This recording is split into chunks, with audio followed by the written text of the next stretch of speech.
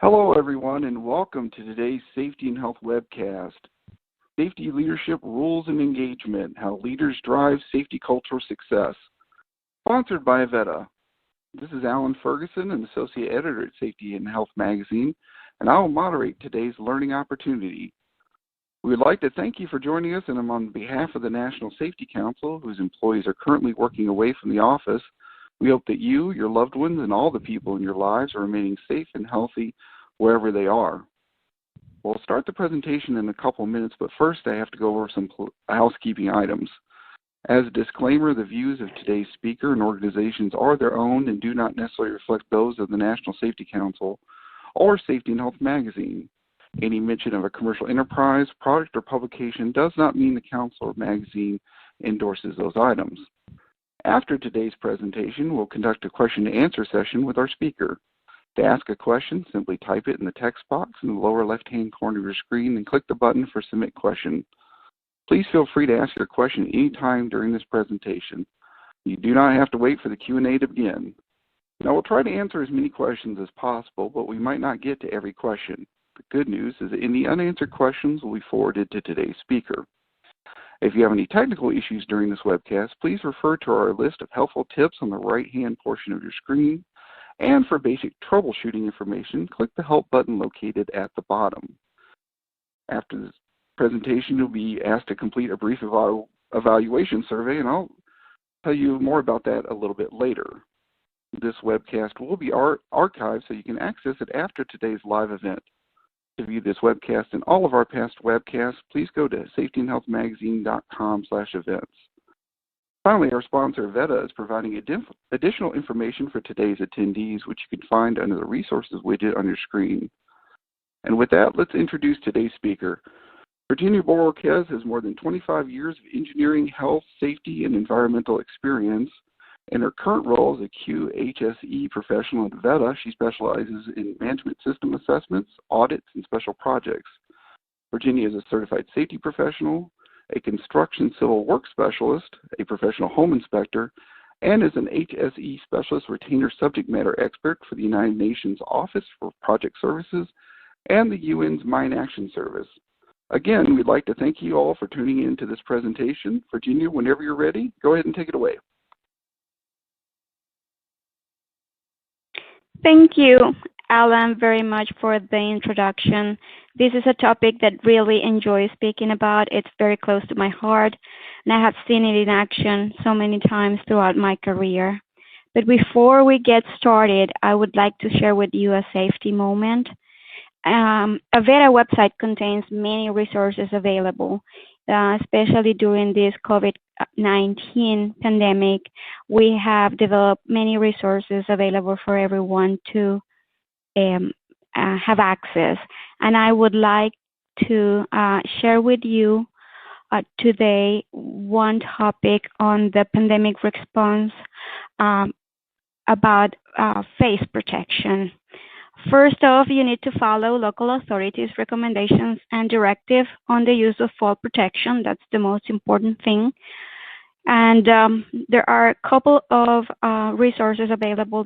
The World Health Organization published an advice document on the use of the masks in the context of COVID-19. And also the CDC recommends wearing the mask on or close covering when leaving the home. Medical masks should be reserved for healthcare workers.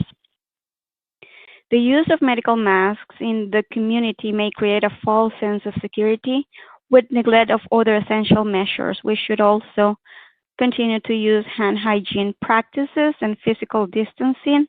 And the use of masks also may lead to touching the face, under the masks, under your eyes. If symptoms are present, please practice self-isolation and stay home.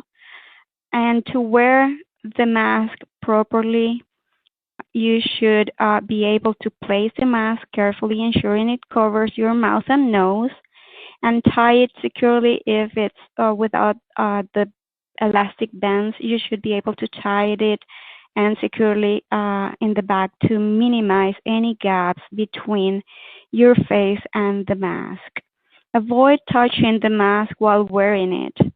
and remove the mask using the appropriate technique. Do not touch the front of the mask, but untie it from the back, from behind, or using the elastic bands that they provide. Facial hair may interfere with the sealing of the mask. You may want to have all those borders closely tied to your skin, especially in the nose area and all the way back to the back of your the lower area in your chin. After removal of the mask, you also need to be able to dispose the mask properly. Do not use disposable masks more than one time.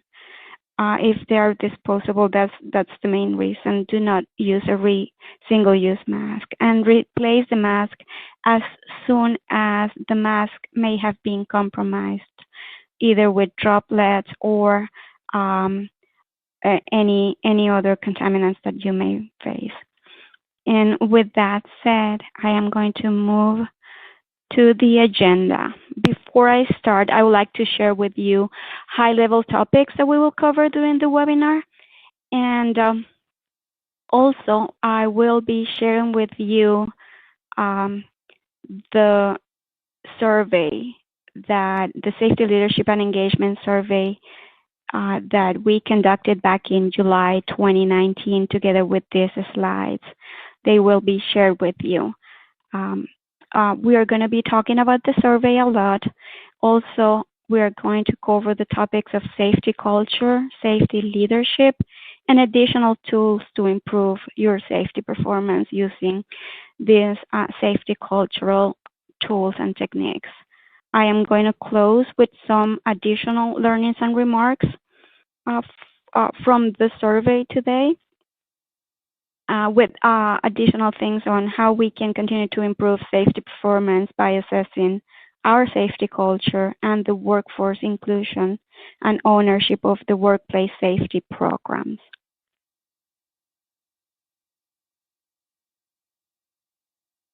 Let's talk about the survey first, and then we will refresh some of the information underpinning these concepts. Once we know what the survey is telling us, then what do we do with all that information that we gather, the data that we have from the organizations? I would like to use the example of the vehicle windshield mirror. In order to be able to drive forward, one needs to have eyes on the road, hands on the wheel, but every 2 to 5 seconds also we need to look back using your car mirrors. We need to move forward, but also we need to see where we come from to be able to drive this forward.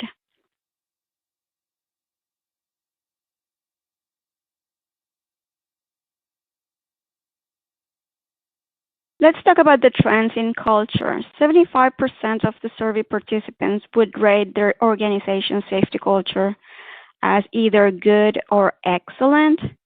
74 say they believe their employees also would rate their company as having a safety culture that is good or excellent. When they were asked about the top 3 challenges in the building, into the building of safety culture, the respondents asked, the responses were about engaging and motivating employees of one of the top 3 challenges, as well as balancing production pressure with safety efforts. 29% responded that one of the challenges was getting supervisor cooperation.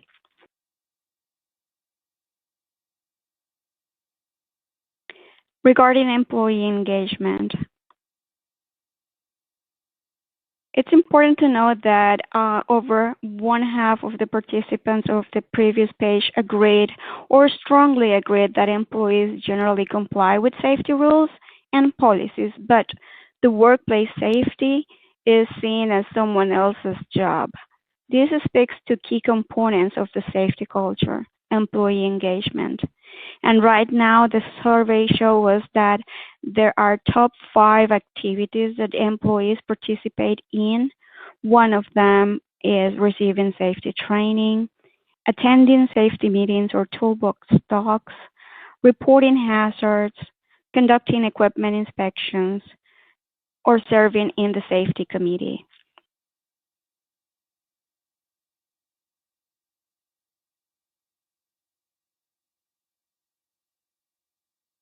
41% of the responders characterized their safety culture as more proactive or completely proactive, while 18% of the responders rated the culture as more or completely reactive.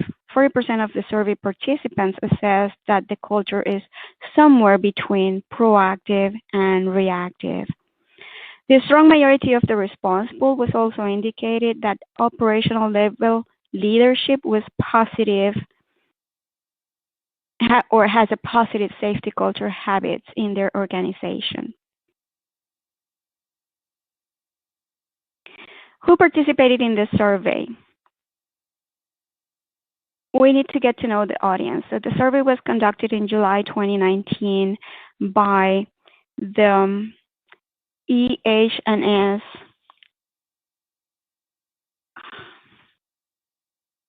in conjunction with Avetta. And 45% of the participants were safety or EHS managers, 50% were safety directors, and 15% only were staff level employees. So mostly the participation was in the safety profession trend. The survey provided us with the professional point of view of safety leadership and culture in their own organization. However, the next steps would be to listen to the front line, all of those who are exposed to the hazards, engage in conversation with them, have them participate in the creation, development, implementation of what good looks like in your organization. Ideally, safety culture assessment should also be targeted to the frontline staff, and that is where we're going to get all the answers we're looking for. They are the thermometer of the organization in the field.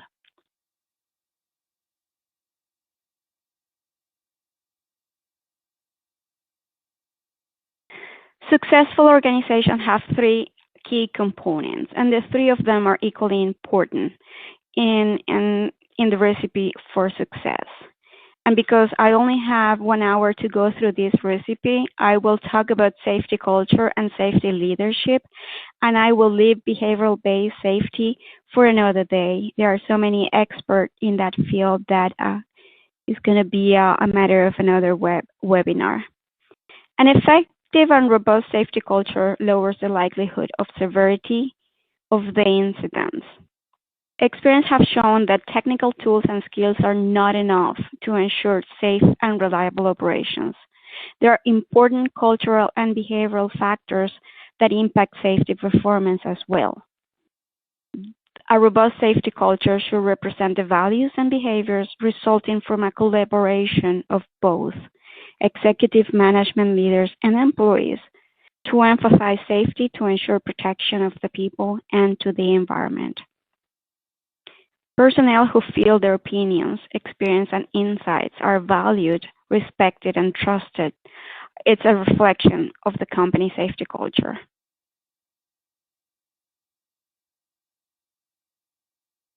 Culture is how we do things around here, the way we do things around here. It is something that an organization has and is.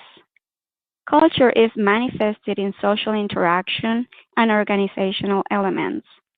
Structures, controls, reward systems, symbols, language, ideology, rituals, myth, human resource practices, performance criteria, location of authority, legitimate basis of power, decision-making, orientation, styles of leadership, compliance, evaluation, and motivation. It is about people in the organizations and people's choices within that organization.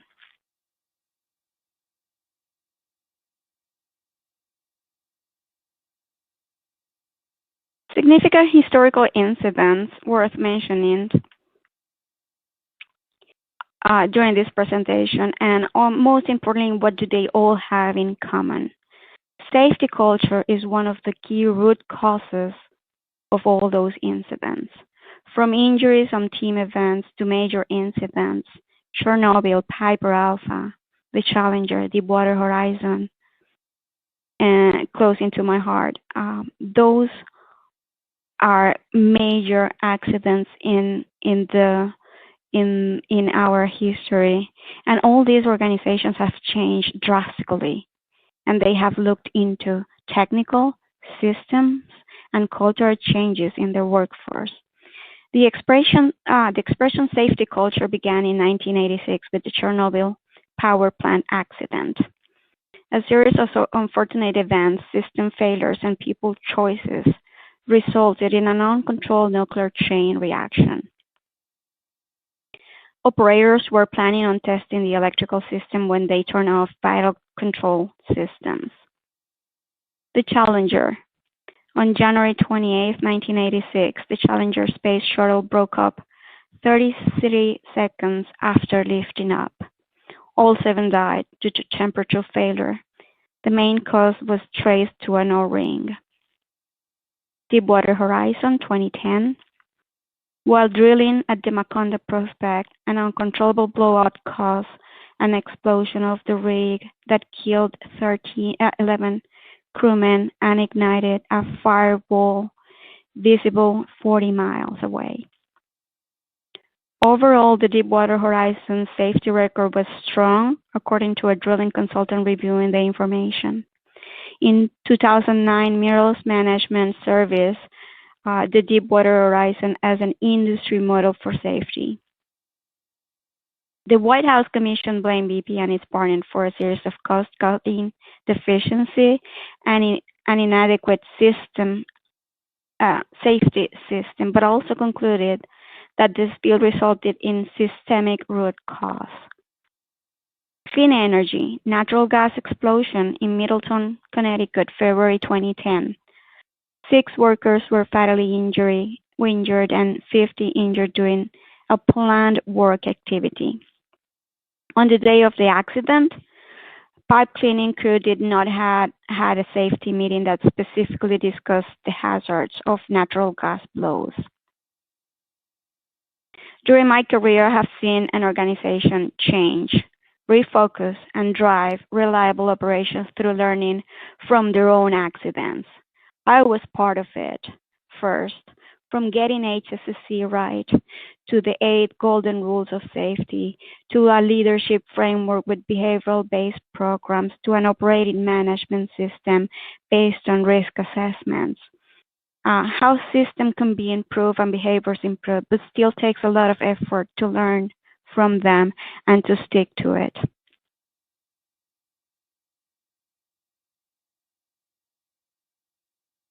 Why accidents happened looks like a rhetorical question, but every day we see more and more situations and conditions in the workplace that can cause harm, and people around those situations and their response or lack of their response about those situations.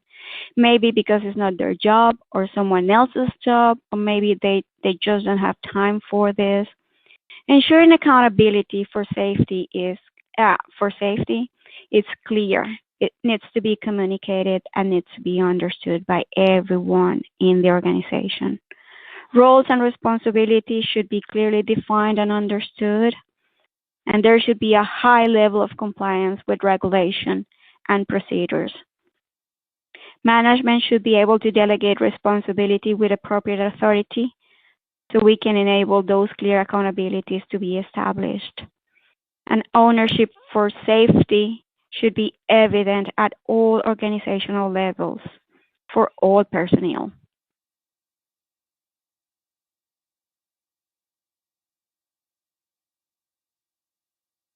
This slide shows a smoothed out version of the safety performance and organization with learning vision. It shows significant improvements in safety have been made through applying technology and standards.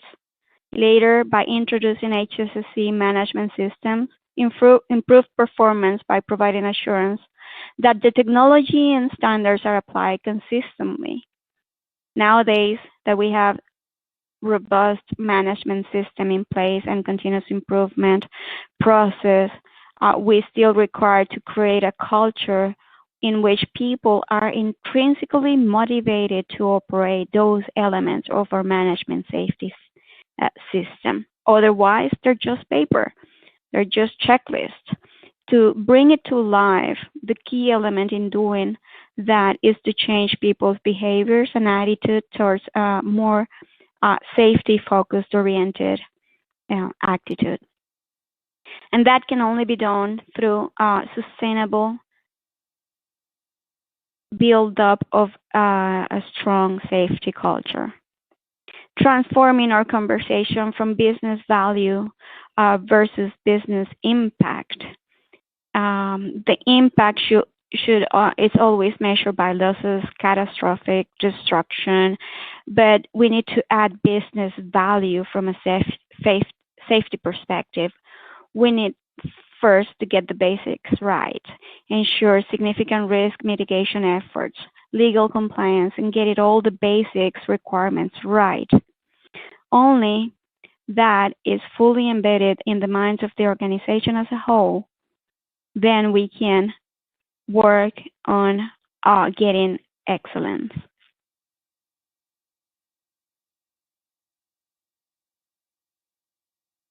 What are the hazards?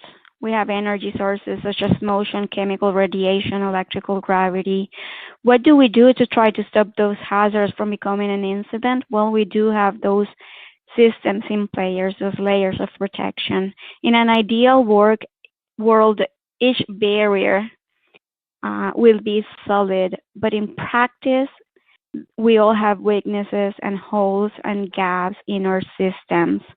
And when those holes line up and due to a triggering event, that hazard can propagate to create an incident.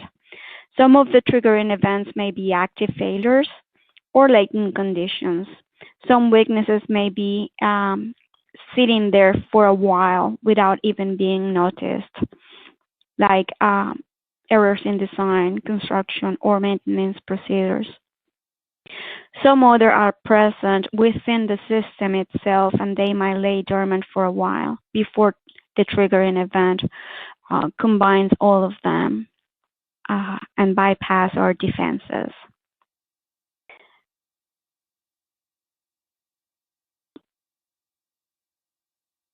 Let's talk about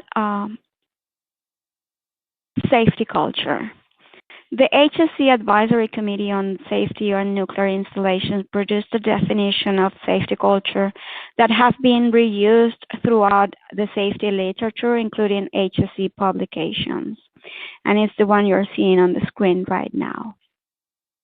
In my mind, safety culture is the sum of leadership and individuals' behavior driven by our values, our beliefs, the way we do things around here. It is important to remember that an organizational culture affects and its influence at all levels of the organization, from the leadership defining the direction that the company takes, through management who set the systems and expectations, supervisors who provide the interface between the workforce and contractors, and finally the workforce and the contractors on the front line or of the organization. We talked a little bit on the survey about a proactive and a reactive approach, but in this slide I will define all the 5 stages of the safety culture ladder, because we can transition from one stage to the other, from one step to the other very smoothly. It all depends on the engagement that we may have in our organization. As the organization goes up this safety culture ladder, it moves through 5 different stages, from pathological to generative.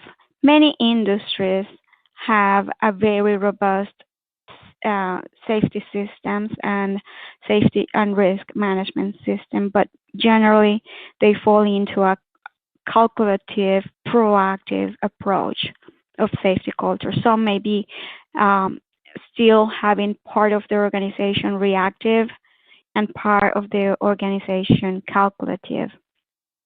I like to spend some time explaining the 5 stages of the evolution of the safety culture, uh, in particular how we can move from one to the other. In a pathological stage of our safety culture, uh, nobody cares about safety. Nobody cares about what we do and how we do things. Who cares as long as we don't get caught? Safety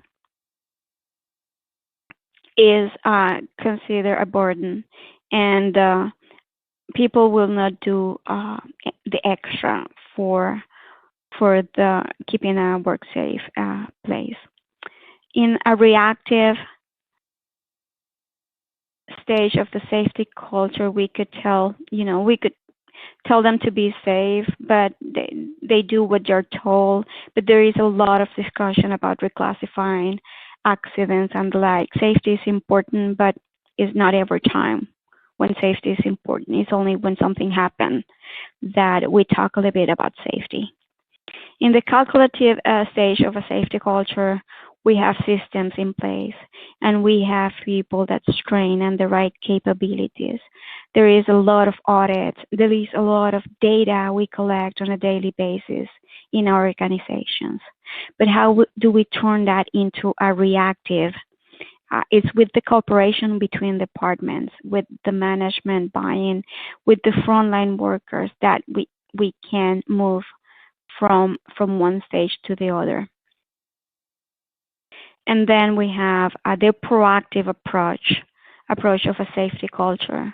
Resources are available to fix things. Management is open, but we're still controlling those statistics, those numbers. We want to see the lagging indicators instead of the leading indicators. Now, a generative safety culture is the way we do things. It's everyone in the same page. It's the more proactive approach is trust and respect and consistency in everything that we do.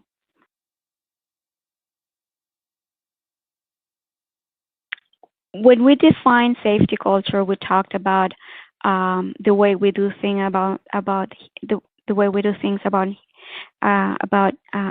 here. There is what we call safety climate and safety culture. The climate describes the people's perception, how we are perceived, how the organization is seen in terms of safety culture and behavioral. There's also the psychological aspect, how people feel, define the safety climate of the organization. And what people do and the actions that they perform and what the organization has is what we call the safety culture.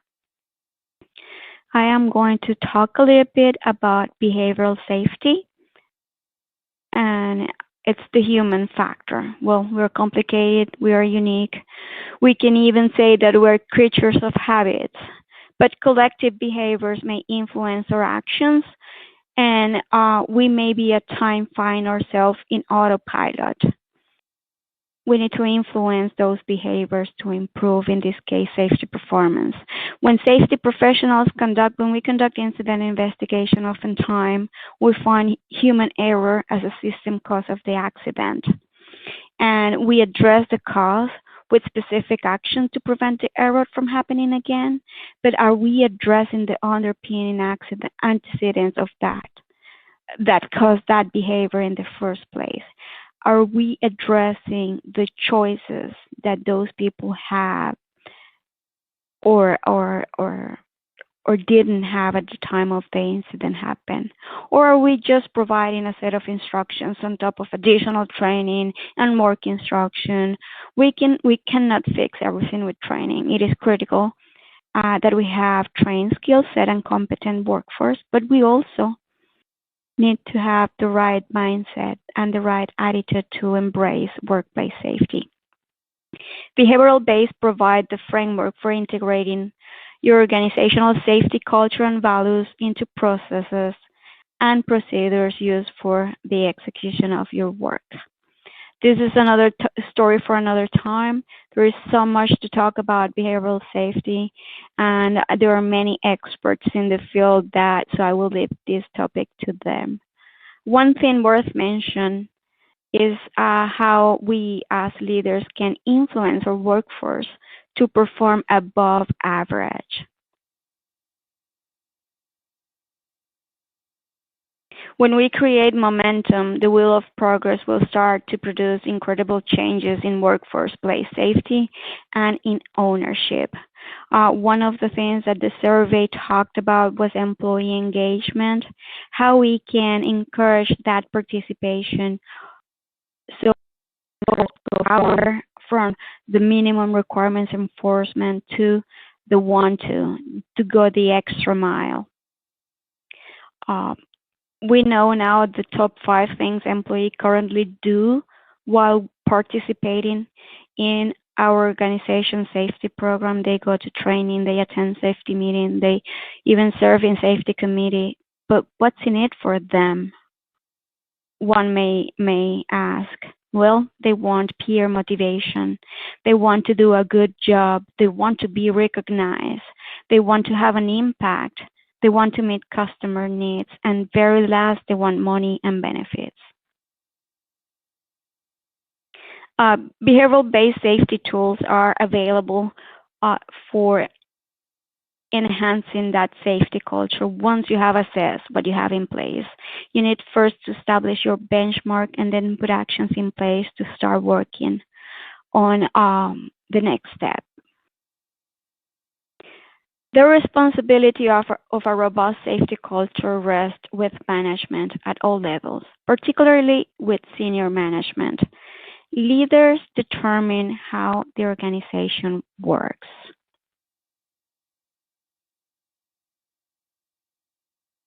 Several leading organizations in the world and investigators have identified the following key characteristics of a robust safety culture. They are informed. So leaders genuinely listen to the workforce and they know what's going on because everyone is prepared to receive feedback and to give feedback. There is a characteristic of mindfulness. Everyone is aware of what might go wrong. All the information is not discarded. People can deal with the unexpected. Decisions are delegated to the level where the expertise resides. A learning culture seeks new ways for understanding and working, seeks new ways of procedures, and they are under constant scrutiny. Training and more training creates competence. Cross-training supports effective communication. An informed culture is where we have fluid communication both ways. The workforce tell management the truth even if it hurts. Management knows what really is going on and it's prepared to provide feedback. A culture is fair when everyone knows what is acceptable and when they help define the standards and it has been properly communicated. Everyone is also aware of the consequence of their actions in a fair culture. Respectful culture, the workforce is involved in all the aspects related to the safety, and they are encouraged to participate. People's ideas are listened to and taken into consideration, and workers are treated with respect and sensitivity towards local cultures. A robust safety culture should represent the values and behaviors resulting from a collaboration of both, again, executive management, leaders, and employees.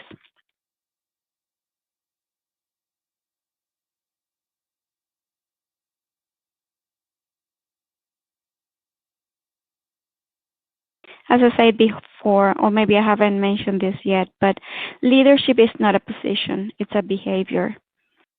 And the best way to predict our future is to create it. It's a quote from Abraham Lincoln and Peter Drucker, two people known for their word of wisdom and lessons to live by.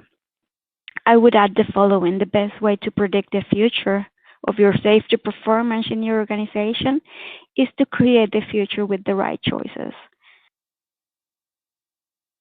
In organizations with proactive safety cultures, the procedures are in place and are followed. And let's say, for instance, if there is an emergency and a shutdown needs to happen in a plant, the supervisors and the work line, they all have the same level of authority to make the right call, to, to, to do the right thing.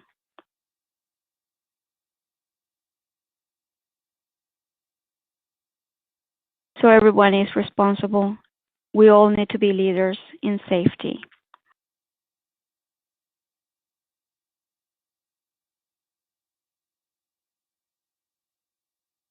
The goal of any leader is to value expertise of your workforce while you keep them energized and motivated.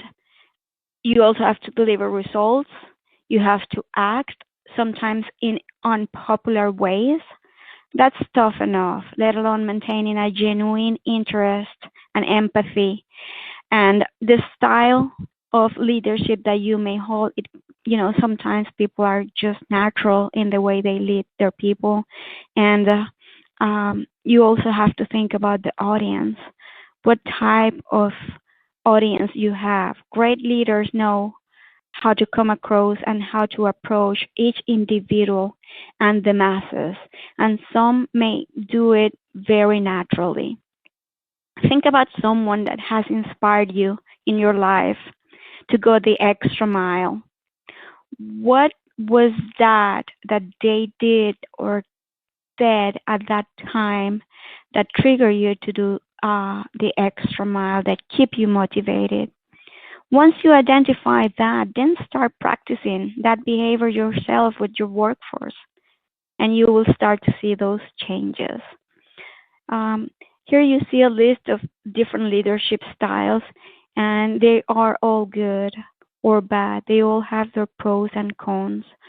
You need to adapt to your leadership style and stick to it.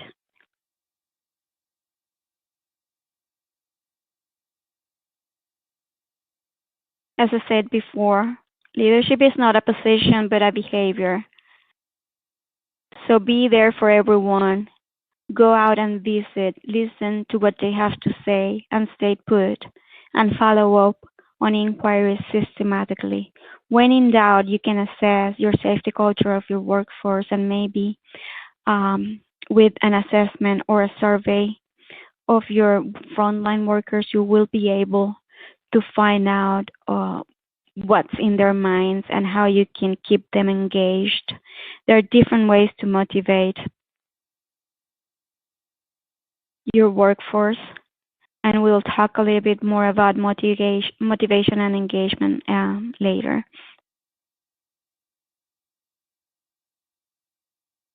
I have a series of slides that I would like to share with you.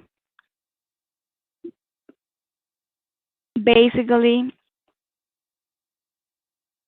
helping you and your organization establish priorities and actions to address all those things that we identified in the survey as challenges for leadership, communication, employee engagement, and motivation.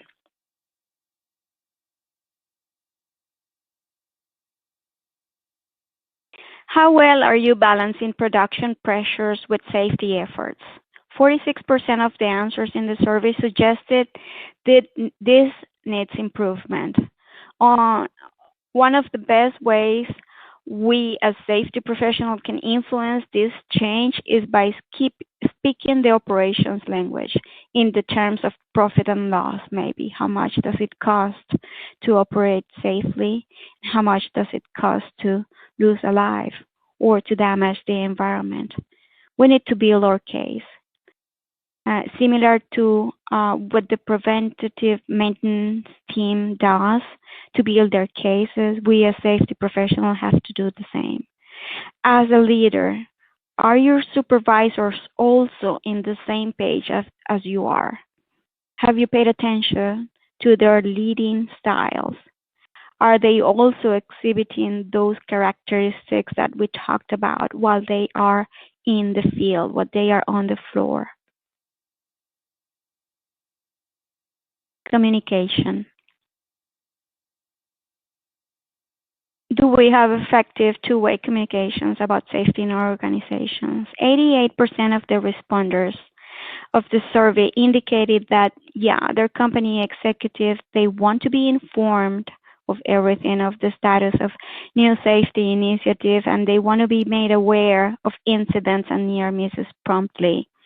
What did they do with that information is what's going to make that great difference. In addition, 83% of the respondents also indicated that the primary aim from top management is to identify failures in the system or the defenses to improve rather than to seek blame. That is another positive aspect of the survey that we find.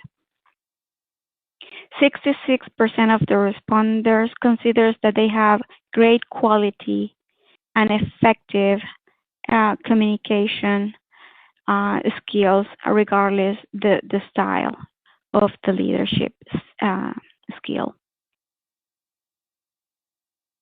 Employee engagement. Are we all doing our part? Are we just doing what we need to do for the year? Remember the slide on the discretionary performance, how we can influence them to go from the want to from the have to the want to curve. How do we engage them to do the extra mile? Well, we need to trust our staff. We need to prepare our people to be successful, and we have to support them. We have to continue to engage and motivate them. The two things are connected. When we talked about discretionary performance, we need to think about those things that can make them do the extra mile. Motivation and engagement to me are connected, as I said before. Going back to the study, current trends said that this was one of the top 3 challenges. How do we motivate people? Do we provide the good feedback, the bad feedback? Do we have the feedback given promptly and in a genuine way? Do we have positive feedback going out? What type of a style are we using when we provide feedback? Are we telling? Are we asking? We as leaders, we don't have to be the subject matter experts when speaking to more experienced workforce. They are the ones who know the drill. They know more of their subject matter. So your safety culture also requires that you need to have a progressive disciplinary action. That will be also another tool that we need to put in place to systematically and consistently apply that policy for the violations of unsafe behaviors. But again, when we talk about motivation, think about what's in it for them. What do they want? They want recognition. They want to do a great job. They want peer motivation. They want to have an impact. All those things you have to put in context when you're talking about motivation. And because this is one of the top 3 challenges, I wanted to give you an extra slide on assessing employee engagement and motivation. How we keep people engaged. There is positive reinforcement and employee feedback, and there is also recognition that we can use as different tools. We can do individual recognitions, we can do group recognitions, but we always need to keep it positive of the desired behavior that we want to recognize, for example. And there are different type of recognitions. You may also, this is a double-sided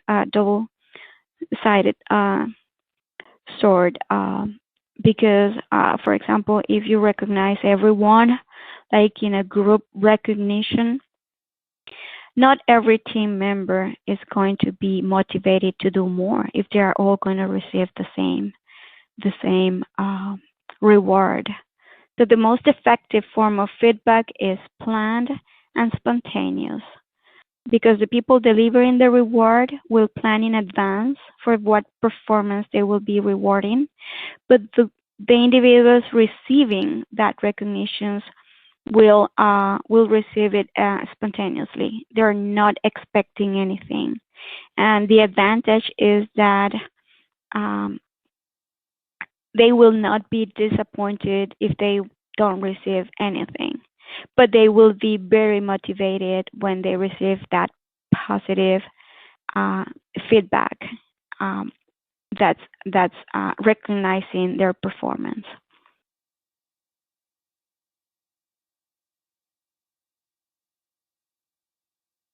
In closing, I would like to spend some time on continuous improvement and lessons learned.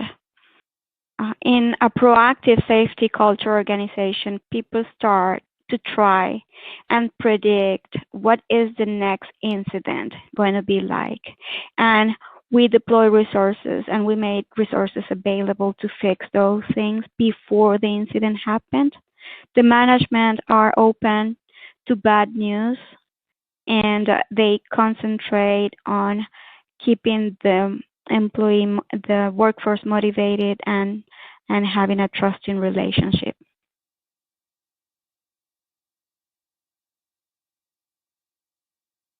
Building on lessons learned and best practices from different industries, such as the chemical, nuclear, healthcare, oil and gas, or even your own trade.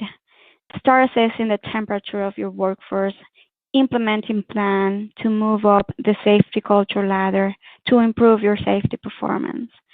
Are we truly learning? Are we sharing those learnings? Is it the right message getting to the front line? And that's where we can create an impact. Changing changing to a culture of prevention and anticipation with key specific metrics, it's critical to improve performance. And it's also more efficient in terms of cost and production. Learning from accidents is critical as we need to know where we come from to drive our organization forward with a clear horizon. Reflecting back on my opening example of the rear view mirror, and with that, I am handing it over back to you, Alan. Great job, Virginia. Thank you so much for sharing your insights and expertise. As a quick reminder before the Q&A, if you'd like to ask a question, simply type it in the text box in the lower left-hand corner of your screen and click the button for Submit Question. And as I mentioned earlier, I want to remind everyone of the evaluation survey we're asking you to complete. The survey should be appearing on your screen now. And your feedback is extremely important because it'll help us improve our future webcast. If you do not see the survey on your screen, please turn off your pop-up blocker. You may also access that survey by clicking the survey button near the lower right part of your screen. Okay, now let's get to some questions. The first question, what do you consider red flags in terms of safety culture gaps? What are things we should be looking at?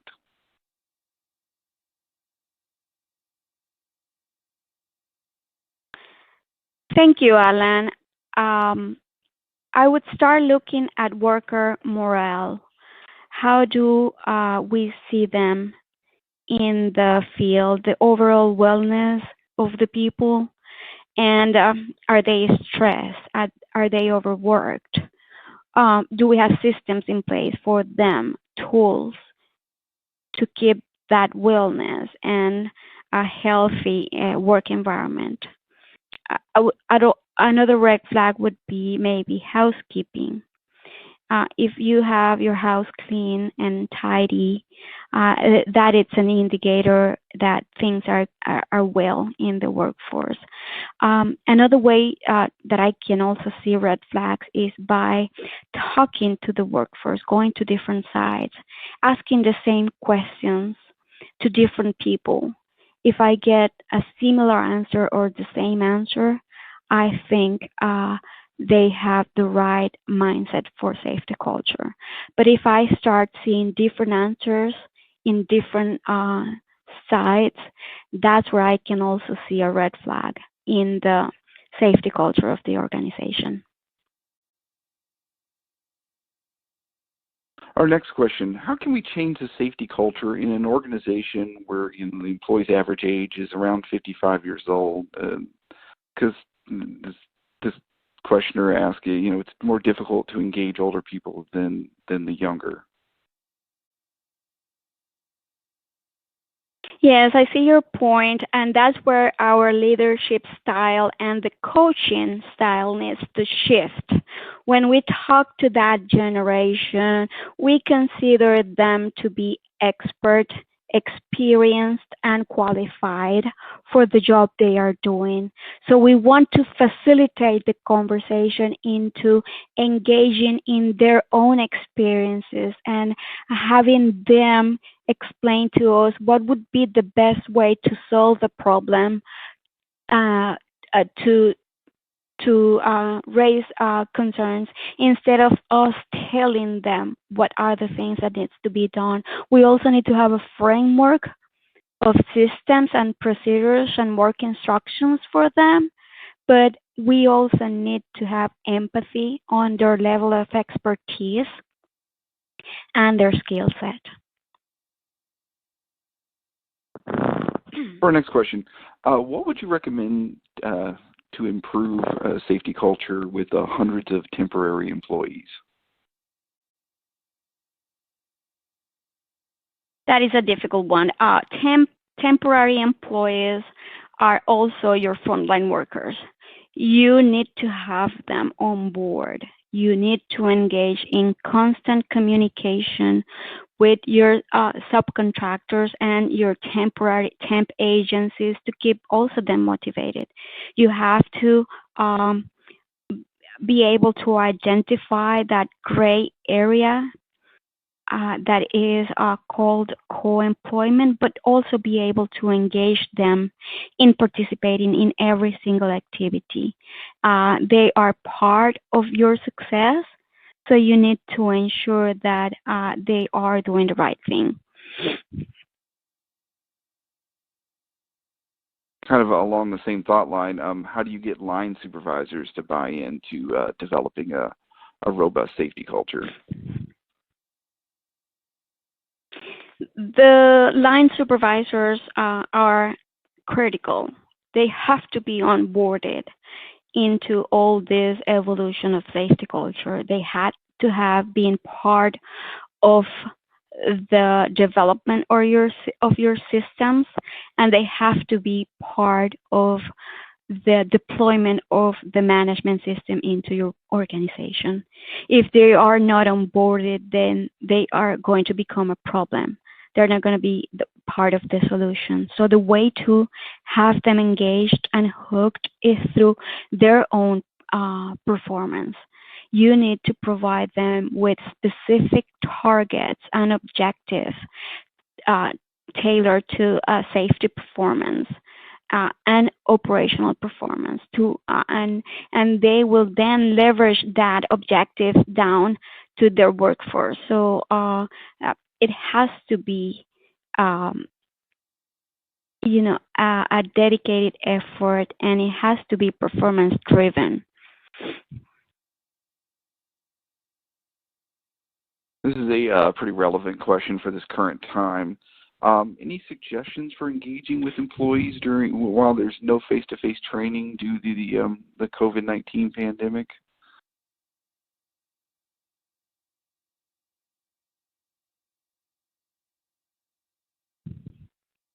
Yeah, more and more we are driving ourselves into an online technology, and we're all connected with the media, with the websites, with the internet, and even though organizations still have face-to-face and a combination of online training, at this particular time, we need to emphasize that we are concerned of their own safety. We want them to be safe and healthy for their families, and we are providing, as employers, we are providing the right tools for them to continue their career development and their instructions and improving their skill set with online education. So our next question, is a different leadership approach required when seeking to eliminate serious injuries and fatalities versus when an organization is seeking to prevent lower impact injuries? The safety culture would be the same. You may want to tweak your leading indicators towards more of what's happening. So you will have to do a benchmark of what the history of the incidents that are going on in and target your HSC plan with specific goals and objectives towards those particular hazards, and also by adding leading indicators tailored towards the most severe incidents, that will drive you your overall safety performance to improve in those kinds of incidents. So our next question, if you have people who are willing to endorse a high safety culture, how do you test and validate the level of commitment in situations where you're kind of under stress or under stresses?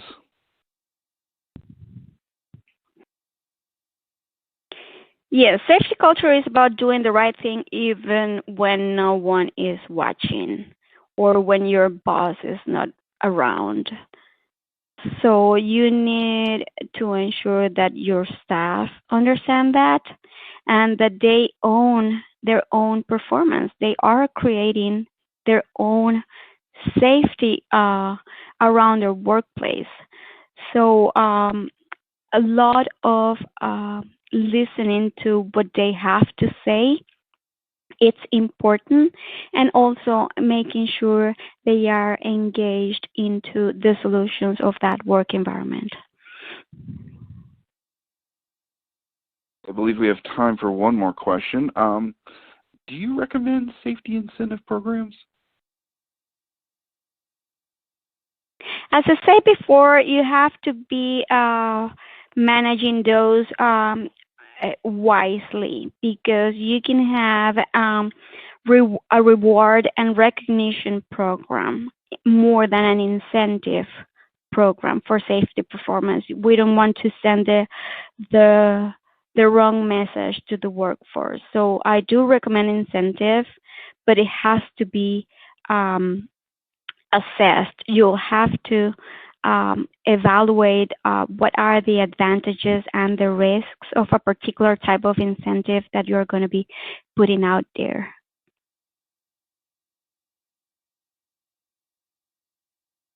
Thank you, everyone. Unfortunately, we have run out of time. I'm sorry we didn't get to everyone's questions, but as a reminder, all of today's unanswered questions will be forwarded on to our speaker.